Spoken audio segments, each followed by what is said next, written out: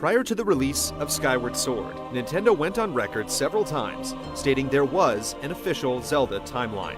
However, Nintendo refused to divulge its secrets and stated that leaving the chronology up to the imagination enriched the franchise.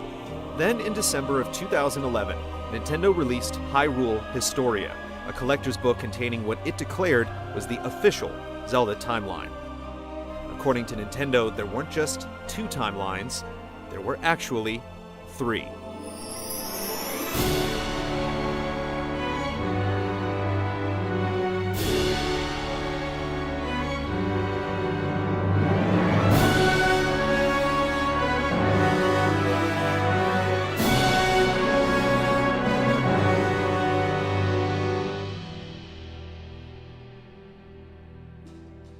The official timeline began with the events in Skyward Sword, the adventure where Link and Zelda defeated Demise and established the Kingdom of Hyrule. The game laid the foundation for several of the games that followed. After Skyward Sword, the events of the Minish Cap and Four Swords took place. These 2 games were ultimately little more than side stories, which was ironic, considering they posed a problem for those who tried to piece together the timeline in the past. The question that remained was how the Minish Cap and Four Swords served as sequels to Skyward Sword. If you recall, at the end of Skyward Sword, Link and Zelda decided to settle on the surface where they established the Kingdom of Hyrule. However, the kingdom founded at the end of Skyward Sword was under constant attack by monsters. Nintendo decided that the backstory of the Minish Cap served as the basis for this time period. The Minish Cap and Four Swords also established 2 important elements: the forging of the Four Sword and the origin of the Wind Mage Vati, both of which reappeared later on in Four Swords adventures. The missing thread in the puzzle was the link between Four Swords and Ocarina of Time.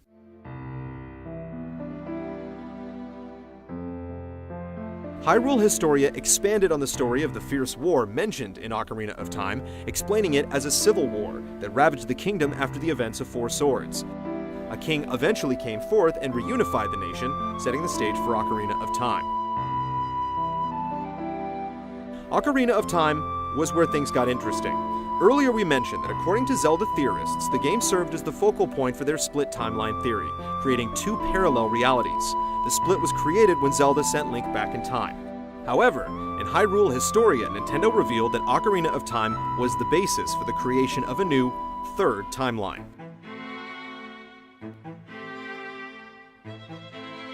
According to Nintendo, during the final battle with Ganon, Link was killed. With nobody to oppose him, Ganon went on to obtain the unified Triforce. This served as the perfect setup for the events known as the Seal War, described in the prologue of A Link to the Past, a war where the Knights of Hyrule fought Ganon and his forces, while the 7 Sages found a way to seal the evil king. For a long time, the question of whether or not the events in Ocarina of Time could be interpreted as the Seal War was a point of contention for theorists. Nintendo finally found a way to accommodate the event when it created this 3rd, Fallen Hero timeline.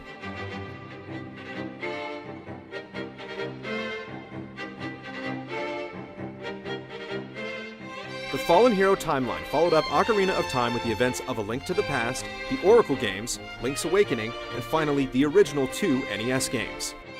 Theorists believe there was evidence to support this order, but definitively connecting the games wasn't possible without some new information provided by Nintendo.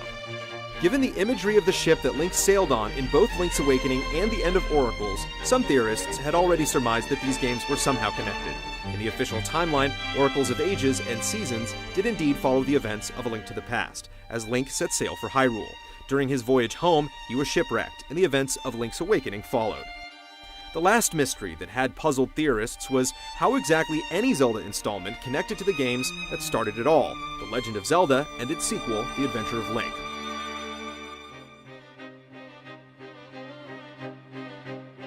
Nintendo provided a backstory in the manual of The Adventure of Link that outlined the events that transpired long before the NES games. However, this backstory was never intended to have any connection to the prequels that followed. 2 major barriers always prevented theorists from conclusively determining their position in a Zelda timeline without additional lore. How was the unified Triforce split up in The Legend of Zelda? And how was Ganon able to return?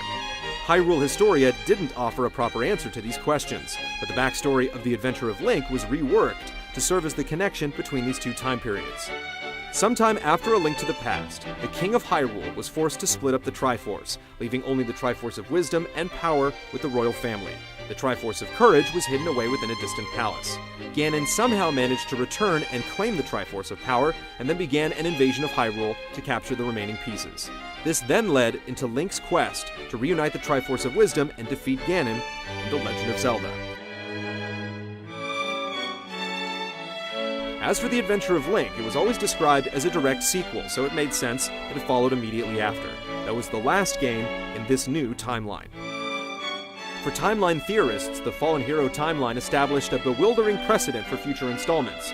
Within any existing game, Nintendo provided itself with a scapegoat since a timeline could be drawn where Link failed. It created almost unlimited possibilities for future Zelda games.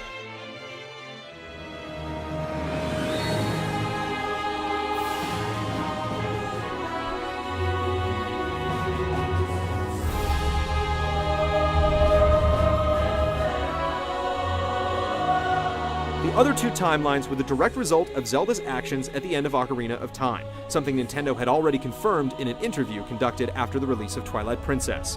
Though fans knew this for several years, what exactly transpired in either of these timelines wasn't clear. One of these timelines followed the exploits of Link as a child after he was sent back to the day when he first met Princess Zelda in Ocarina of Time. These were followed by Majora's Mask, Twilight Princess, and Four Swords Adventures in a chronology commonly referred to as the Child Link timeline.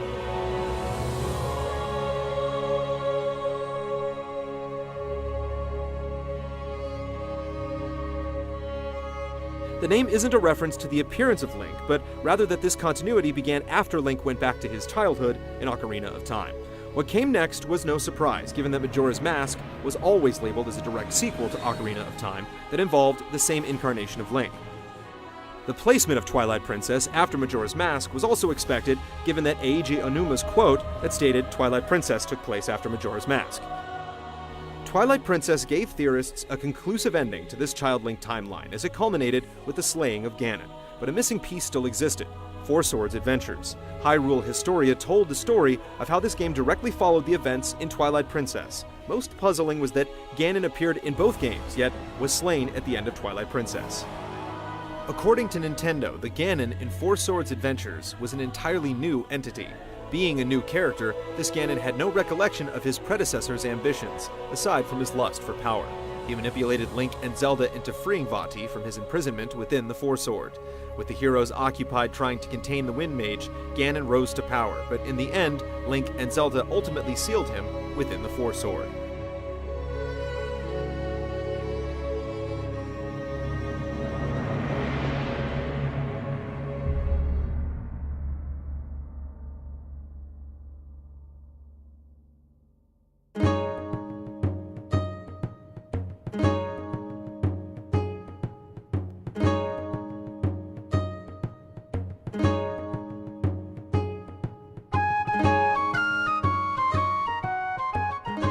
The final timeline left to tackle followed Zelda's thread of the story after she sent Link back in time to warn her former self about Ganon's scheme to overthrow the kingdom. The events that followed were told in The Wind Waker, Phantom Hourglass, and finally Spirit Tracks. This branch of the trio of timelines was referred to as the Adult Link timeline because these games continued on after the exploits of Adult Link and Ocarina of Time. It was also the easiest to decipher for those who followed the stories. Zelda was left alone to oversee the restoration of her kingdom in the aftermath of Ganon's reign. Many years passed, and the menace, who had been sealed away by Zelda and the sages, managed to break free using the Triforce of Power. He threatened the kingdom once again, while the people of Hyrule believed the Hero of Time would return to save them. But the hero never came.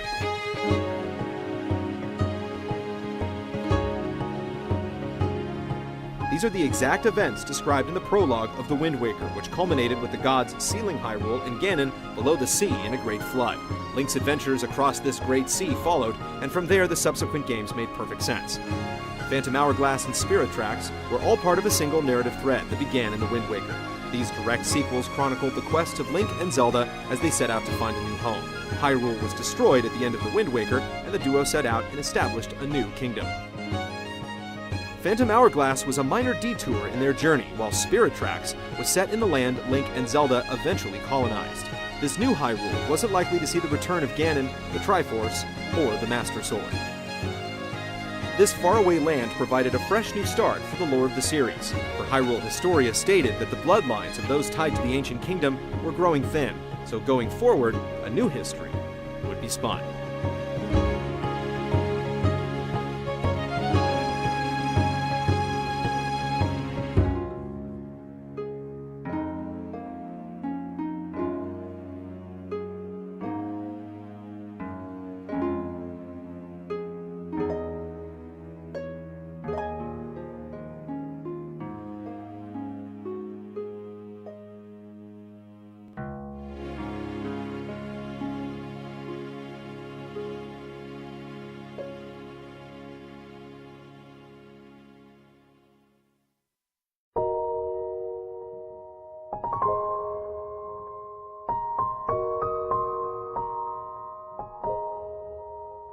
Three distinct timelines. Skyward Sword, the Minish Cap, Four Swords, and then Ocarina of Time served as the point where the timelines diverged. The Fallen Hero timeline consisted of A Link to the Past, Oracle of Ages and Seasons, Link's Awakening, The Legend of Zelda, and finally, The Adventure of Link. The Child Link timeline was comprised of Majora's Mask, Twilight Princess, and Four Swords Adventures. And finally, the Adult Link timeline contained The Wind Waker, Phantom Hourglass, and Spirit Tracks.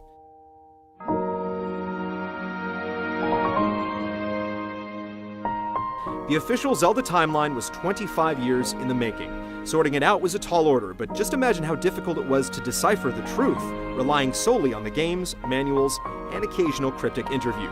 Decades of fan speculation on how the games fit together in a timeline concluded as the series creators filled in the blanks with brand new lore.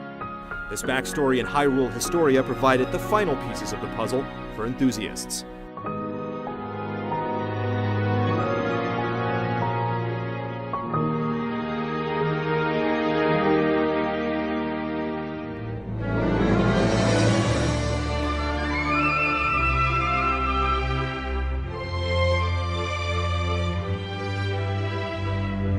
Since 1986, The Legend of Zelda's timeline wove an intricate series of threads that created its own subculture of fans, unlike any other franchise in gaming history.